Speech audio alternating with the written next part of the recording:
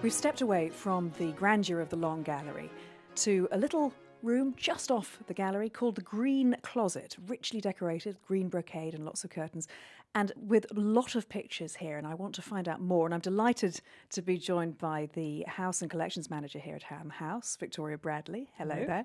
And also by ceramics historian and our resident expert, Antiques Roadshow's Lars Tharp. Victoria, the walls are absolutely covered in portraits, some of them miniatures, some of them larger, and I'm sure that they tell the story of the house. Who are they?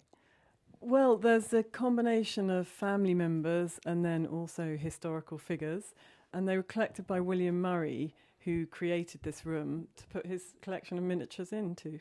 I mean, Lars, this is just the most wonderful example, isn't it, of a house of that era, of the 17th century, which still has the most extraordinary original collection within. It's one of my favourite houses. It's one of my favourite periods as well. I think there's a wonderful informality. I mean, the 17th century, let's not be too sort of rosy-tinted about it, was a very, very difficult period for anyone living in Britain, especially if they're in power.